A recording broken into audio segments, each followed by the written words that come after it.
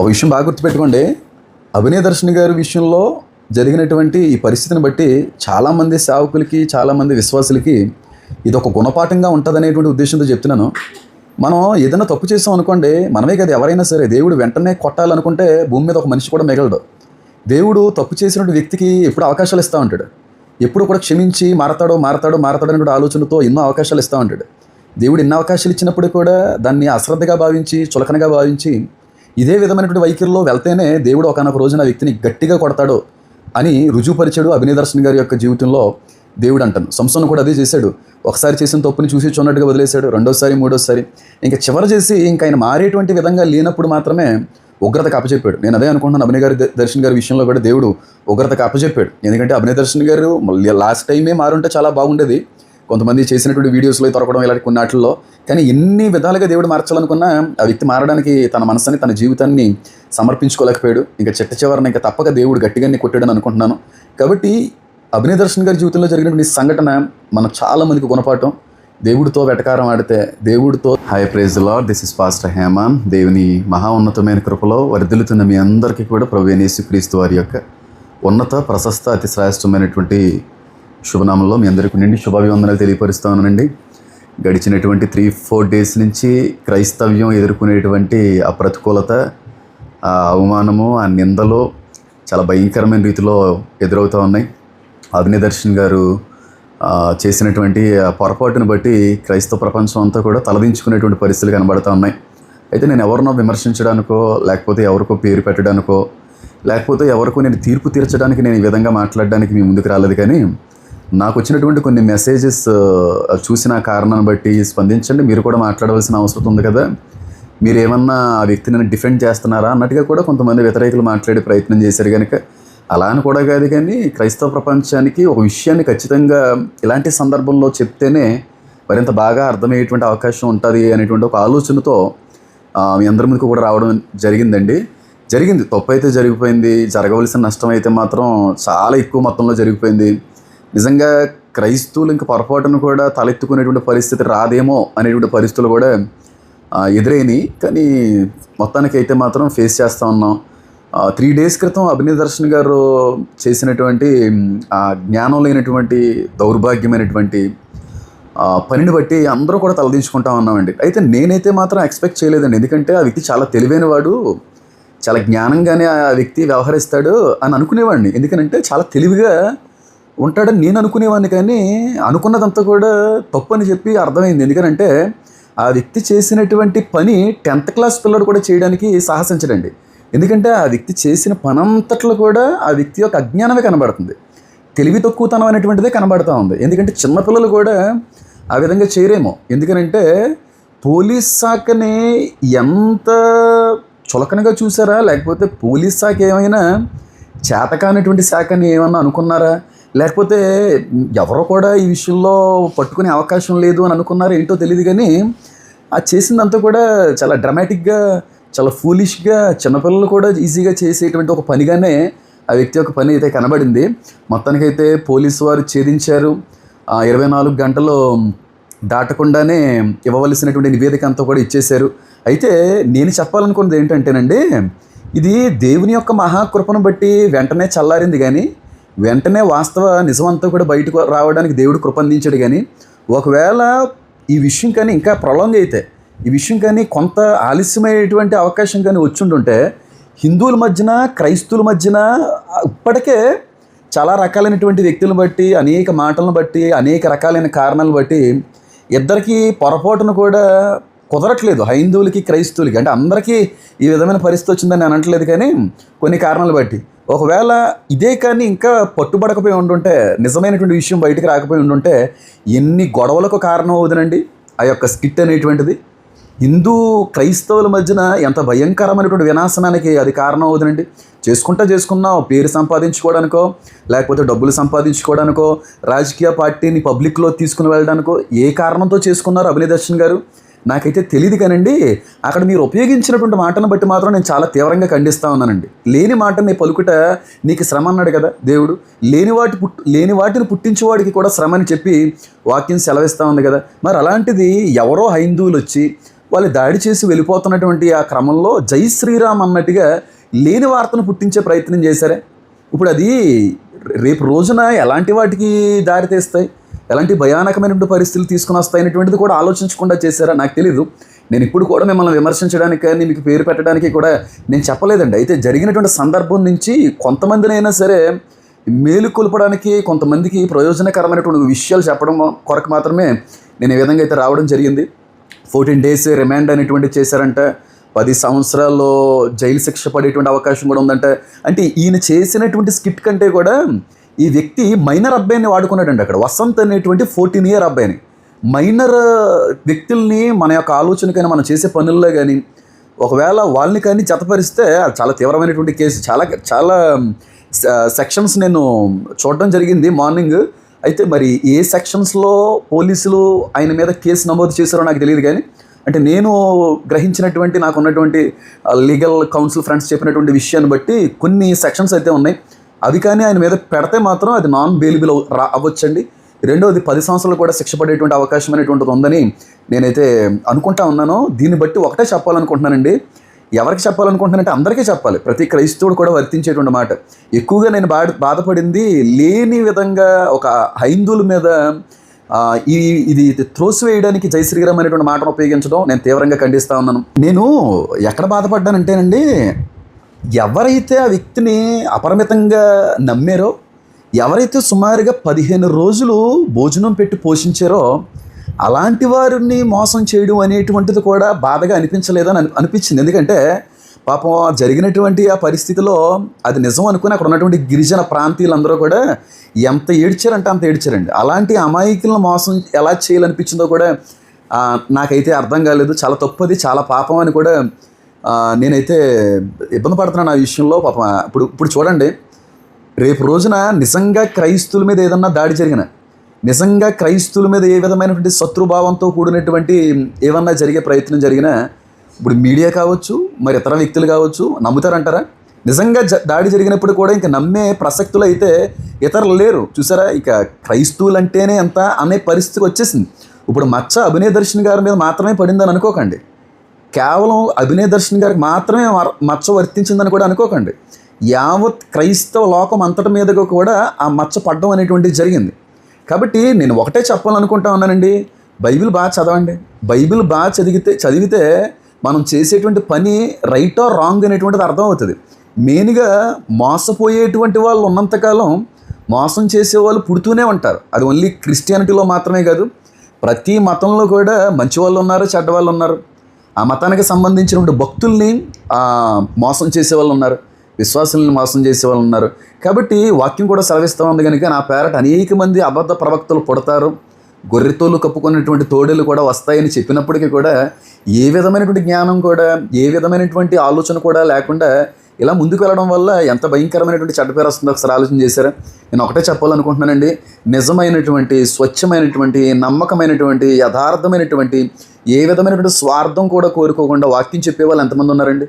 అలాంటి వాళ్ళకి ఏ రోజన్నా ఎప్పుడన్నా ఈ క్రైస్తవ లోకం సపోర్ట్ చేసిందండి? ఎంతమంది మందిరాలు లేక రోడ్ల మీద అద్దెలు కట్టుకుని పరిచయం జరిగించే వాళ్ళు ఉన్నారండి? ఎంతమంది సేవకులు ఈ రోజుకి కూడా సరైనటువంటి బట్టలు లేక ఇబ్బందులు పడేటువంటి వాళ్ళు ఉన్నారండి?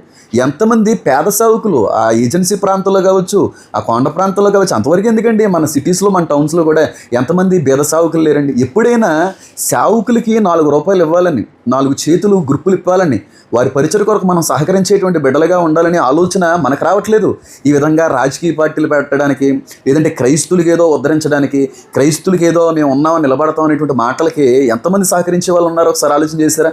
నిజమైనటువంటి, నమ్మకమైనటువంటి సేవ చేసే వాళ్ళు ఉన్నారు. అలాంటి వారికి ఎవరైనా ఈ ఆర్థిక సంబంధమైనటువంటి సహాయాన్ని ఏదన్నా అందిస్తే అది చాలా దీవెన.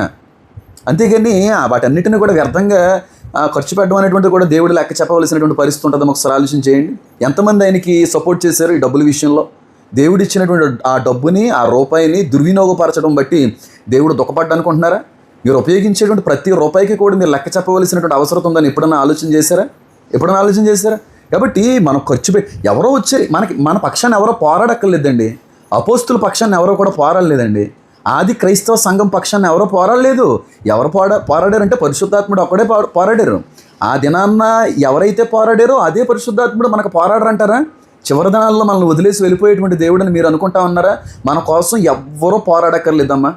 ఏ ఒక్కరు కూడా రాజకీయ పార్టీలు అనేటువంటివి ఏం పెట్టక్కర్లేదండి.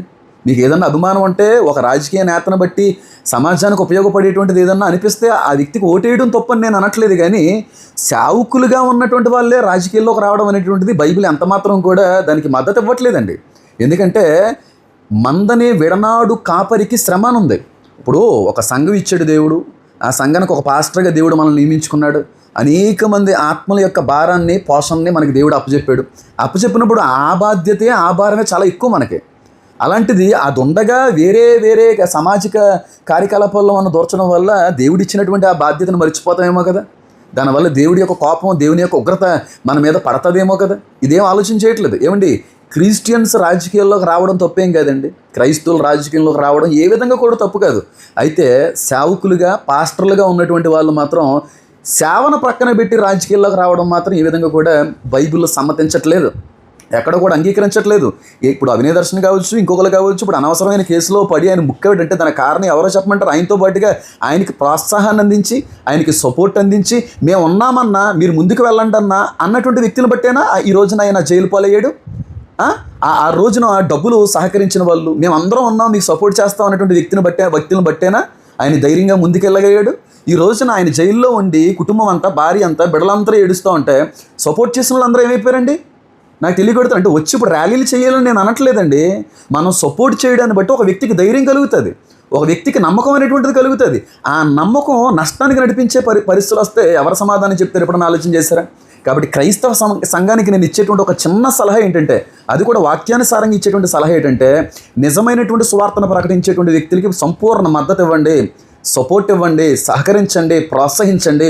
అంతేకాని క్రైస్తవ సమాజాన్ని ఏదో ఉద్ధరించడానికి వస్తున్నాం అనేటువంటి వ్యక్తులకి మీరు ఈ విధమైనటువంటి సహకారాన్ని, ఈ విధమైనటువంటి సపోర్ట్ని ఇచ్చడం వల్ల రేపు రోజున నష్టపోవడానికి కారణం కూడా మీరు అవుతారేమని అనుకుంటాను. అభినయ దర్శన్ గారికి అంత అద్భుతమైనటువంటి తాళంత దేవుడు ఇచ్చాడు తెలుసా. మంచి వాక్శక్తిని ఇచ్చాడు, మంచి వాక్చాతుర్యాన్ని ఇచ్చాడు. అనేక చోట్లకు వెళ్ళి బలమైనటువంటి సందేశాలు, వర్తమానాలు ఇవ్వగలిగేటువంటి కృప అందించాడు. నిజంగా ఆ పనిలో కానీ నమ్మకంగా కానీ ఉండుంటే చాలా గొప్ప సేవకుడిగా దేవుడు ఆ వ్యక్తిని తీర్చిదిద్దును. కానీ ఆ ధనాపేక్ష కావచ్చు, లేకపోతే ఆ పాపులారిటీ కావచ్చు, లేకపోతే ఫేమస్ అయిపోవాలంటే ఆలోచన కావచ్చు, మరి ఏ ఇతర ఆలోచనలు ఆ వ్యక్తికి కలిగేవో నాకైతే తెలియదు. కానీ నిజంగా ఒక గొప్ప సేవకుడిగా ఉండవలసినటువంటి ఆ వ్యక్తి ఈరోజు తన జీవితాన్ని తానే పాడు చేసుకున్న పరిస్థితికి వచ్చేసాడు అనిపిస్తూ ఉంది.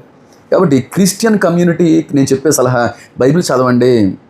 బైబిల్ వాక్యం తెలియని వాళ్ళే ఇలాంటి వాటికి సపోర్ట్ చేస్తూ ఉంటారండి. నిజంగా చెప్తున్నాను, ఒకళ్ళిద్దరు ఉన్నారు రాజకీయంగా మేము ఏదో చేయాలనుకుంటున్నారు, కానీ నిజంగా గొప్ప సేవకులుగా వాళ్ళు వాడబడతారు. మన క్రైస్తవ్యంలో పెద్దలు లేరా? క్రైస్తవ కమ్యూనిటీలో మంచి మంచి క్రైస్తవ పెద్దలు లేరా? ఉన్నారు కదా, కొంతమంది పెద్దలు ఉన్నారు.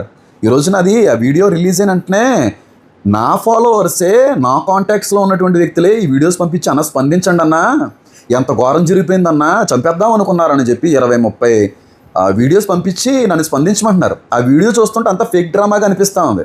నేను ఏం మాట్లాడలేదు, కమ్యూనిటీ పోస్ట్ కూడా నేను పెట్టలేదు. కానీ తర్వాత క్రైస్తవ సంబంధమైనటువంటి ఎవరో పీటర్ గారు సంథింగ్ కొంతమంది వాళ్ళు స్పందించారు అది ఫేక్ అని చెప్పి. తర్వాత మనం ముఖం దించుకోవాల్సి వచ్చిందండి. ఇప్పుడు క్రైస్తవం అంతా కూడా చెడ్డపేరు తెచ్చిపెట్టే పరిస్థితి వచ్చేసిందా? నేను చెప్పేటువంటిది అంటే సేవకులు కూడా చెప్తా ఉన్నాను, సేవకుడిగా మనం నియమింపబడ్డామంటే చాలా గొప్ప ధన్యత ఉంటేనే కానీ, మహా గొప్ప అదృష్టం ఉంటేనే కానీ దేవుడి దగ్గర సేవకులుగా ఏర్పాటులోకి రావండి. మనల్ని దేవుడు తన సేవకులుగా ఏర్పాటు చేసుకున్నట్టే చాలా అదృష్టవంతులై ఉండాలి. ఆ బాధ్యతని కానీ మరింత నమ్మకంగా మనం చేయగలిగితే దేవుడు మనల్ని పాపులర్ చేస్తాడు. నన్ను గణపరచువారిని నేను గణపరుస్తాను అన్నటువంటి దేవుడు. కాబట్టి ఆ బాధ్యతను మర్చిపోయి రాజకీయాలని, సమాజానికి ఏదో వదరద్దామని ఇంకొకటి ఆలోచనలో సరైనవి కాదేమో. కొంతమంది ఉన్నారు, చాలామంది ఉన్నారు క్రైస్తవ్యంలో, వాళ్ళు పోరాడుతున్నారు, అక్కడితో సరిపోయింది. మన సేవకులుగా మన బాధ్యతని నిర్వర్తించాలి తప్ప దాన్ని మర్చిపోయి తిరిగితే ఇలాంటి ఇబ్బందికరమైన పరిస్థితులు వస్తాయేమో అని నేను బాధతో ఈ విషయాన్ని చెప్తా ఉన్నానండి. దయచేసి గమనించండి. ఏదైనా సరే ఆయన తప్పు అయితే చేసేసాడు, జరగకూడదు నష్టం అయితే జరిగిపోయింది, జైల్లో అయితే ఉండిపోయారు. ఇప్పుడు ఆయన చేసిన పనికి క్రైస్తవ లోకం కాదు కదా సిగ్గుపడేది, వాళ్ళ భార్య ఇబ్బంది పడుతుంది, వాళ్ళ బిడ్డలు ఏడుస్తూ ఉంటారు, వాళ్ళ తల్లిదండ్రులు ఎంత దుఃఖపడుతున్నారో వాళ్ళ ఇళ్లలో. ఎప్పుడన్నా ఆలోచన చేశారా? అయిపోయింది, మీడియా వాళ్ళు మాట్లాడుకుంటారులే, కొన్ని రోజులు మాట్లాడుకుని వాళ్ళు కూడా మర్చిపోతారు. కానీ క్రైస్తవులుగా మనమే పెట్టిందే మళ్ళీ ఆయన గుచ్చి ఇంకా వాళ్ళ కుటుంబాన్ని బాధపరిచేటువంటి విధంగా మనం ఉంటాయేమో. మర్చిపోవడం మంచిది. వాళ్ళ కుటుంబ క్షేమం కొరకు, ఆ బిడ్డ యొక్క మార్పు కోసం ప్రార్థన చేద్దాం తప్ప ఇంక దాన్ని పదే మళ్ళీ గుచ్చి మళ్ళీ దాని మీద మాట్లాడడం వల్ల వారి కుటుంబ సభ్యులు కూడా మరింత బాధపడేటువంటి కారకులు మనం అవుతామేమో. ఒకసారి ఆలోచించవలసిందిగా నేనైతే కోరుతున్నాను. ఇలాంటి చాలామంది పుడతా ఉంటారండి. వాక్యం తెలిసిన వాళ్ళు ఎప్పుడు కూడా అలాంటి వాళ్ళకి సపోర్ట్ చేయరు. చెప్పాను, అభినయ దర్శనకి స్టార్టింగ్ డేస్లోనే చెప్పాను. చెప్తే ఆ వ్యక్తి పెద్దగా పట్టించుకోలేదు నా మాటని. పైగా పట్టించుకోకపోగా నన్నే దూషించే ప్రయత్నం చేశాడు. నేను ఇంటర్వ్యూ చేసిన తర్వాత కూడా మళ్ళీ వెళ్ళి నాకేం తెలుసు అన్నట్టుగా మాట్లాడాడు. నిజంగా ఆయన అన్నటువంటి మాటలన్నిటినీ పట్టించుకొని నేను ఆయన మీద పగ తీర్చుకుందాం అనుకున్నా, లేకపోతే ద్వేషంతో ఏమైనా ముందుకు వెళ్ళాలని అనుకుంటే నేను కూడా ఆయన మీద కౌంటర్ చేయొచ్చు. కాకపోతే నా ఉద్దేశం అది కాదు. నేను చెప్పాను, ఏమండి వద్దండి, అనవసరంగా క్రైస్తువులను రెచ్చగొట్టేటువంటి భావజాలం కలిగి ఉన్నారు మీరు, రెచ్చగొట్టకండి క్రైస్తువుల్ని, సమాధానకరమైనటువంటి రీతిలో వెళ్ళిపోదామండి. ఇప్పటికే క్రైస్తువులకి మన దేశంలో ప్రతికూలత అనేటువంటిది కనబడుతుంది. మీరు ఇప్పుడు ఈ విధంగా ఇంకా బాగా రెచ్చగొడితే రేపు రోజున ప్రభుత్వాలకి క్రైస్తువులు మన మీద దాడి చేస్తారేమో, వీరందరూ ఏకమయ్యి ప్రత్యేకమైనటువంటి ఆలోచనలు ఏమన్నా కలిగి ప్రభుత్వాల మీదకి వస్తారేమో అనేటువంటి ఆందోళనతో అయినా సరే మన మీద వ్యతిరేకమైనటువంటి చట్టాలు ఏమైనా తీసుకొని వస్తారేమో అంటే అభినయ దర్శన్ గారు అనేటువంటి మాట. అవన్నీ నేను రికార్డింగ్స్ రిలీజ్ చేయాలనుకోవట్లేదు, కానీ ఏమండి ఈ టైంలోనే మనం క్రైస్తవులందరినీ కూడా పట్టుకోవాలండి. ఒకవేళ చల్లారిపోతే మళ్ళీ వీళ్ళని మండించలేమండి, మళ్ళీ వీళ్ళని ముందుకు కొనసాగించలేమండి. చల్లారిపోకూడదండి, ఈ వేడిలోనే చేయాలండి అన్నట్టుగా మాట్లాడుకొని వచ్చారు. చెప్పాను చాలాసార్లు, చెప్పడానికి నేను ప్రయత్నం చేశాను, కానీ ఆ వ్యక్తి ఈ విధంగా కూడా మారడానికి ప్రయత్నం చేయలేదు. ఏదైనా సరే ప్రార్థించండి, అనేక మంది యొక్క క్షేమం కొరకు ప్రార్థించండి. క్రైస్తవ విశ్వాసులారా మీరు జాగ్రత్త పడండి, మీరు అపవాదికి చోటు ఇవ్వకండి అని చెప్పి వాక్యం సెలవిస్తూ ఉంది కనుక జాగ్రత్తగా ఉండండి. ఇలాంటి వాళ్ళు చాలామంది పుట్టుకొస్తూ ఉంటారు. నిజంగా స్వచ్ఛంగా వాక్యాన్ని బోధించేటువంటి వ్యక్తులు ఎవరైనా ఉంటే వాళ్ళందరికీ సపోర్ట్ చేయండి.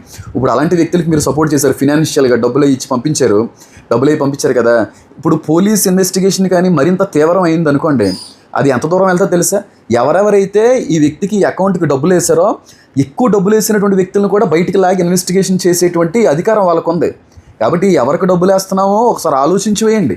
రేపు రోజున చాలా పెద్ద కేసులు ఏంటి అంటే ఆ ట్రాన్సాక్షన్ చేసిన డబ్బులు క్రెడిట్ చేసినటువంటి పంపించినటువంటి వ్యక్తులందరూ కూడా బయటికి రావాల్సి వస్తుంది. బీదలు ఎవరైనా ఉన్నారా, బీదలు ఎవరైనా ఇబ్బంది పడుతున్నారా, అలాంటి వాళ్ళకి సహాయ సహకారాలు అందిస్తున్నారా, చేయండి. అంతేగాని ఇప్పటికే క్రైస్తవ్యం ప్రపంచానికి లేదంటే దేశానికి వ్యతిరేకంగా కనబడుతున్నప్పుడు చాలా జాగ్రత్తగా ఉండాలి. మళ్ళీ చెప్తున్నాను చూడండి, ఇష్టం వచ్చినట్టుగా వేసుకుంటూ వెళ్ళిపోతే రేపు రోజున మిమ్మల్ని కూడా లాగితే చాలా ఇబ్బంది పడవలసి వస్తుంది. బట్ జాగ్రత్తగా ఉందాం. ఇలాంటివి ఎన్నో జరుగుతాయి, వాటన్నిటినీ మనం జాగ్రత్తగా కనిపెట్టుకుని మోసపోకుండా ఉండడానికి ప్రయత్నం చేయాలి తప్ప ఆయన ఏదో చేశాడని చెప్పి చేశాడు ఇంక వదిలేయడం చాలా మంచిది. ఆ వ్యక్తిని మరింతగా మనం విమర్శిస్తే అది క్రైస్తవం మీదే మళ్ళీ బురద చెల్లేటువంటి వారిగా మనం ఉంటామేమో అనేటువంటి అభిప్రాయంతో మాట చెప్తా ఉన్నాను. జ్ఞానంగా ప్రవర్తించండి, వాక్యాన్ని ప్రేమించండి, వాక్యానికి ప్రోత్సహించండి, సపోర్ట్ చేయండి. అంతేగాని మన పక్షాన్ని ఎవ్వరూ పోరాడక్కర్లేదు. నేను మళ్ళీ చెప్తున్నాను, మన పక్షాన పోరాడు యెహోవాని నేనే అన్నాడు. నీ పక్షాన పోరాడి యెహోవాని నేనే. అపోస్తుల పక్షాన పోరాడింది, ఆదిమ సంఘం పక్షాన పోరాడింది. రేపు మన పక్షాన్ని కూడా పోరాడేటువంటి ఏకైక దేవుడు మన దేవుడు, పిలుచుకున్న దేవుడు, నమ్మదగిన దేవుడు కనుక మనల్ని వదిలిపెట్టడం, ఏ ఒక్కరికి కూడా ఈ విషయంలో మద్దతు ఇచ్చే విధంగా మనం ఉండకూడదు. ప్రార్థన చేద్దాం. దేశ పరిస్థితులు మారుస్తాడు, రాజకీయ పరిస్థితులు మార్చగలిగే దేవుడిని నేనైతే బలంగా నమ్ముతూ ఉన్నాను. దయించి ప్రార్థించండి. ఈ పరిస్థితి నుంచి కూడా బయటికి రావాలనేటువంటి ఆలోచన ఉన్నాను. ఎందుకంటే ఏ ఛానల్ ఓపెన్ చేసిన ఎందులో ఓపెన్ చేసిన ఇదే కనబడుతుంది, క్రైస్తువులు దొంగలు, క్రైస్తువులు మోసగాళ్ళు, ఫేక్ ఆర్టిస్టులు అన్నట్టుగా చేసుకుంటూ పోతారు. కాబట్టి జాగ్రత్త పడదాం. ఎప్పటికైనా కొంచెం జ్ఞానయుక్తంగా మనం ముందుకు వెళ్ళాలని నేను మనస్ఫూర్తిగా కోరుతా ఉన్నాను. అందరికీ కూడా మరోసారి ఈ శుభాలు తెలియపరుస్తూ ఉన్నాను. God bless you all.